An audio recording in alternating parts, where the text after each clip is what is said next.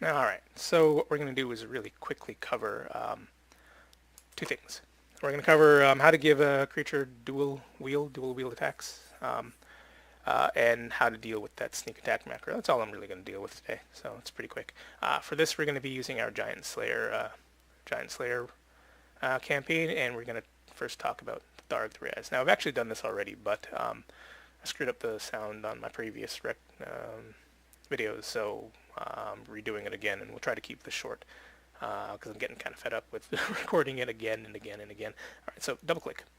Double clicking on a character will bring up the, ooh, wow, that is slow. We'll bring up the character sheet. Oh, there we go. It's really weird. Bring up the character sheet, and the first thing we're going to do before we do anything else is, well, there's two things. We're going to make sure that we have this mode to expanded, and once we're in the settings, this is of course an NPC, so we're going to make sure that the NPC is checked and the use dual wield is checked. Now, do I have, right, and we're also going to come down here, and if we need to do anything funky or specific, we're going to add a, we're going to click on this, and when I say funky and specific, I mean, like, do we need to include macros that will do attacks for everything or damage for everything? We're going to click yes. So click on this, display advanced roll time macro fields. All right, that's good. And that's it. As long as this NPC, dual wield beta, and display advanced roll time macro fields is checked, we are good. You can click the settings to go back to this page, and we are back here. Now, first things first, we're going to start at the NPC, and now you have hopefully imported this character easily. Now, if you have not yet ever imported a character, let's open this up. This is the stat block importer, and this is designed, each of these fields is designed to work just like you would see in any standard Paizo Pathfinder stat block. So you can literally type them exactly as you see here. So if you've got a PDF, you just copy and paste each one of these fields in, or you can, for example, find a beast, find a creature, an Etten, and you can drag it in. I'm not going to do it because I don't want to screw this up, but you can drag it into here. When as soon as it goes yellow, you release, and it will automatically populate these things. Once you've done that, you hit the parse button, and it will automatically fill in everything here to the best of its ability. It's pretty good. It's a huge time saver when statting up NPCs. It will do just about everything quite intelligently. All right. Including hit points, saving throws, all that stuff should be done automatically. All right. So let's get on to the dual wielding bit. So you don't see anything here with its attacks. You don't see any. There's nothing else here. Oops. Let's anything here. But you do notice that everything's filled out. So we've got two flails, we've got two javelins, and in this case, I have created an extra offhand weapon just called sword. Okay. So let's imagine that he's got a flail that he can attack with twice. And he's got a sword. So flail in one hand, sword in the other. And because he's a giant creature, the sword is going to do damage. So once everything is filled out, you'll notice that we have this row for macro ID. Now, if you don't see it, check out over here. There's a little thing with an ID. Click on that, and it shows right there. So we're gonna need this information, and we're gonna need for our main hand weapon, and we're going to need the same information for our offhand weapon. So there you go, an ID right here under this sword. All right. Once you're done that, you notice though there's nothing for dual wield here. That's because we need to go to the attacks. Fortunately for us, once we've parsed through the NPC block, all this stuff is actually shown as well. All right, it's all here, and you'll notice that we now have this dual wield thing. Right there. All right, and it's pretty simple. The process, all we're going to do is we're going to copy here. Actually, let's do this. Let's get rid of the old attack first. Just delete that. Okay, done. All right. So no dual wield attack. All we've got is the same things from before. We've got the flails, the two javelins, and then the sword. All right. Okay. So all we do is copy. Copy one. That's the main hand attack. The offhand attack. We don't adjust anything. We don't need to fiddle around with any of the numbers down here, because it's all handled for us like right here. Now this is going to start off by saying something like -4, -10, something like that. Those are the defaults without any bonuses. If he's got if that character has 2 weapon fighting and they're both light weapons, and let's say for our purposes that for an Etten these 2 things count as light weapons, you would just simply manually adjust it to -2, -2. If the Etten happened to also have advanced or improved 2 weapon fighting, we would increase the number of offhand attacks. But he doesn't, he's just got the 1, so we're going to leave it like that. And of course we know that offhand damage is only 50, the extra damage from strength only is only 50%, so it's 0.5. But if he had some kind of feat that allowed it to be stronger, we could bring it to a 1. But let's leave it at 0.5. So once that is done, once we've got our IDs set up and our penalties set up and the number of attacks set up, we're going to hit this create attack button. Boom. So once it's done, once it goes blue and then goes away from blue, you'll notice that we now have this extra attack. So let's deal with it, right? Oh, yeah, that's a little bit ahead. We'll talk about that in a second. And there we go. So we might have this first flail attack. Does 4. Now I don't know what these numbers here mean. Really not sure what they do. Well, we're not going to ignore them. But the order that these attacks go are main hand first, offhand next, followed by main hand. Right, and we can see that we've got damage, and all this stuff is written in there for the hits. Okay, and that's dual wield, pretty simple. All right, let's go do our sneak attack. All right, so for sneak attack, you should have something that says extra damage. Now, there are 2 places that we can actually put in extra damage. You've got this one here, up here, and we've got one down here. Take a look. Right, same thing. It looks almost identical. The difference is that if you put it down here, this is for that weapon only. So let's say he actually had a flaming flail, right? Maybe it just does an extra amount of damage, so maybe it does 1d6 flaming. We would just type in 1d6 flaming. It would be extra damage, so maybe it would be non-crit, but if it would happen to be something that was critable, like it could just do extra damage on a crit, like double whatever, we would maybe put that in here instead. Right, and that would show up as as it would double on a crit, but it's not, so it's still going to do flaming.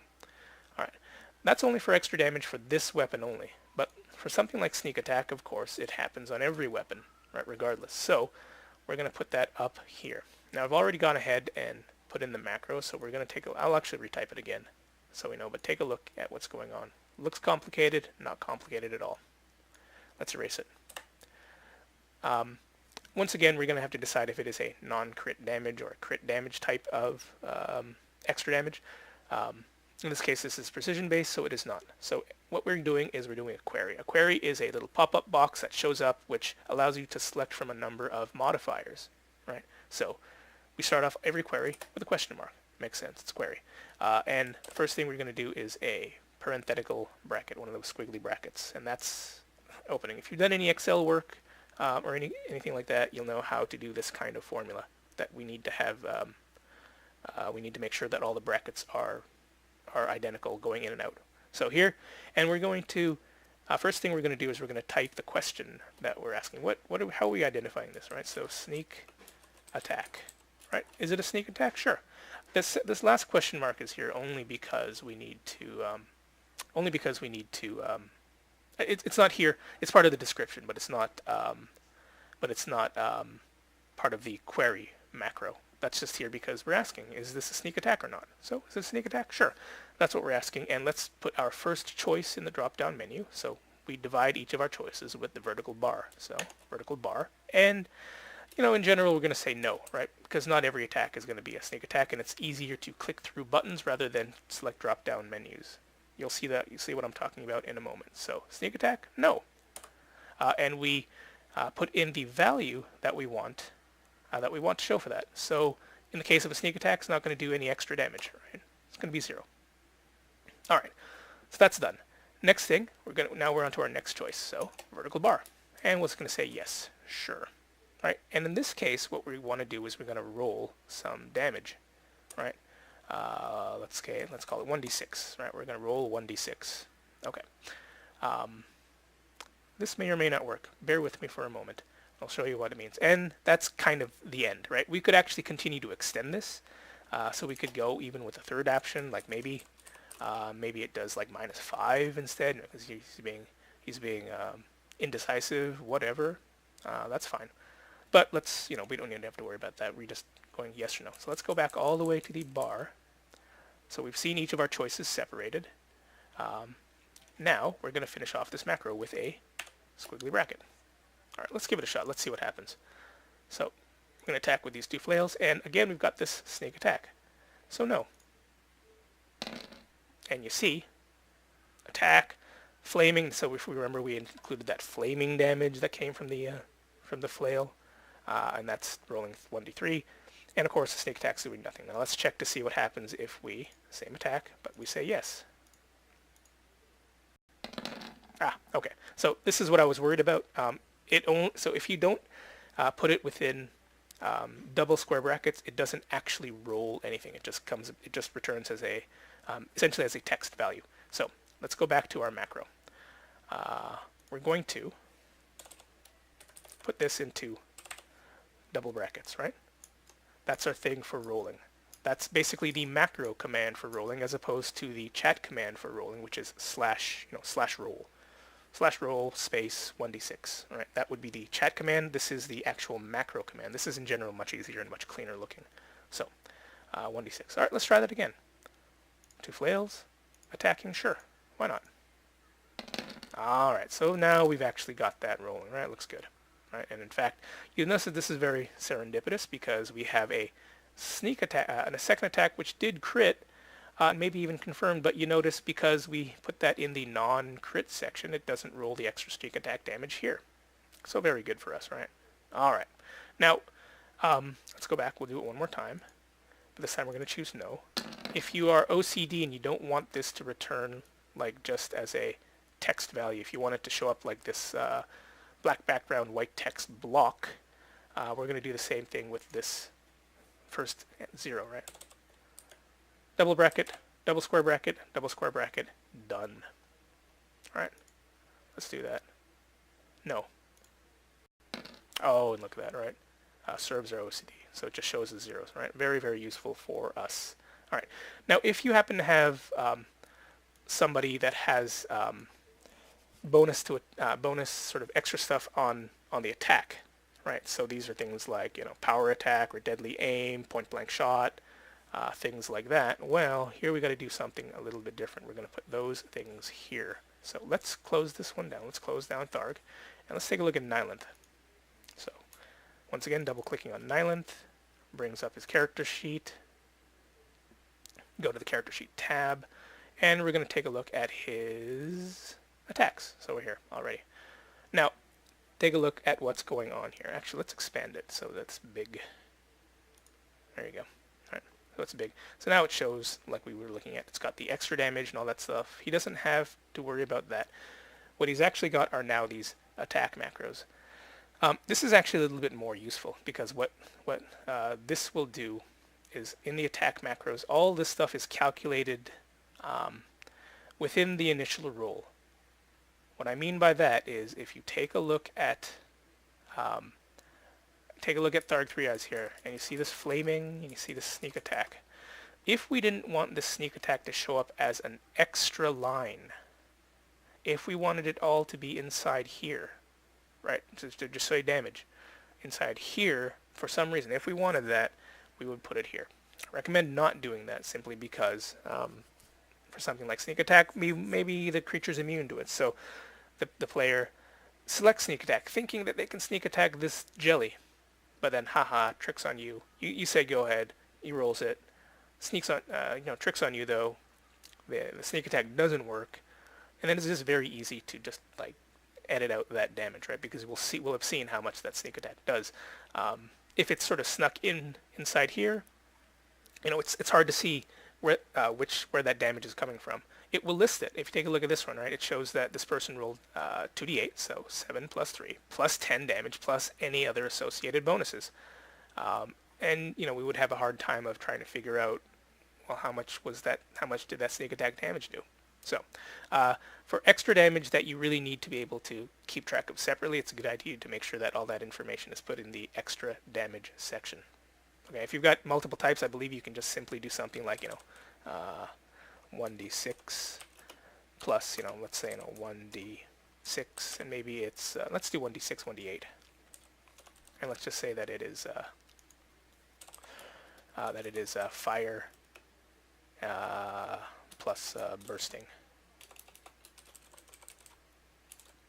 Fire plus bursting, right? And whoops, don't worry about that. And it would just sort of show up as fire plus bursting. You'd see two different values.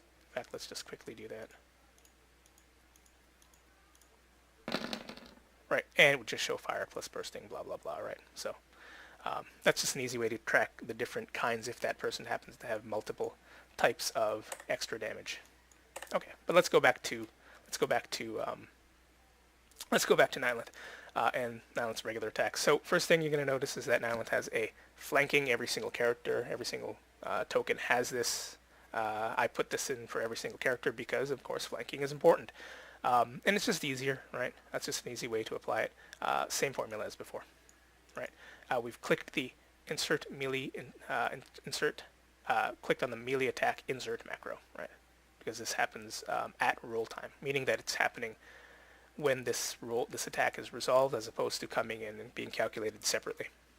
All right, and same thing with the ranged attack. You notice that we've got a whole bunch. It looks crazy, right? But it's not. It looks crazy just because of the way this is formatted. But if I pull it all the way out, in fact, let's just make it a single freaking line, just to really show that it really isn't that complicated. All it is a bunch of queries connected with a plus, and all this stuff is resolved. So insert range macro or insert extra damage. Again, this is all calculated at the time of rolling. Take a look, right? 5 plus 7 plus 0 plus 4 plus 0. It's a 1d8. That's the 5. That got rolled as the dice. Plus 7 damage from whatever.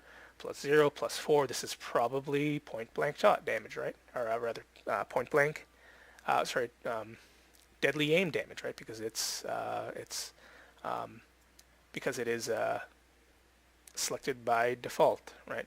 From how we were doing macros earlier, all that stuff. So that's all it is.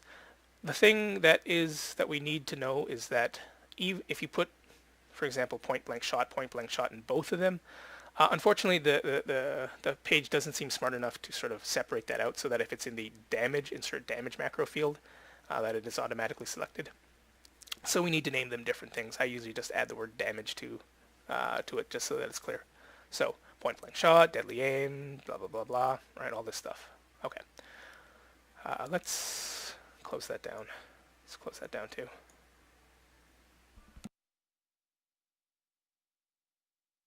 Never mind. It's fine. Blah blah blah. Don't have to worry about it.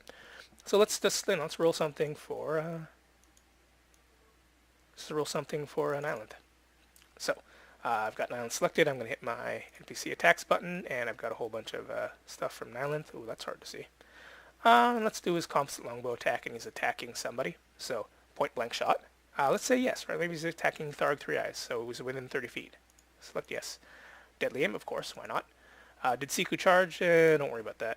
I'm going to say no. Siku didn't charge. Siku's over here licking his wounds, and we're going to add that we had point blank damage. Yes. Submit. Deadly age damage. Yes. Submit. Bam. Right. So you notice that none of the damage from point blank shot, none of the damage from deadly aim is showing up as something separate. That's because all of that was handled at roll time. That's in here. So you notice that he did 1d8, roll a 6 on the d8, plus 7 damage because of various bonuses, plus, I don't know what the 0 is, plus 5, if you think about it, point blank damage, that's 1 point extra. Deadly aim, that's -2 for a plus 4 bonus hit, so that's plus 5, so it's all added here, right? Same with these bonuses here. It's a little bit harder to see here because what we're doing is we're getting a -2 with a -2 to hit originally, then a +1 to that -2, right? So -1. But that's how all of that is calculated. Okay, and that is how you do that kind of sneak attack and dual wield.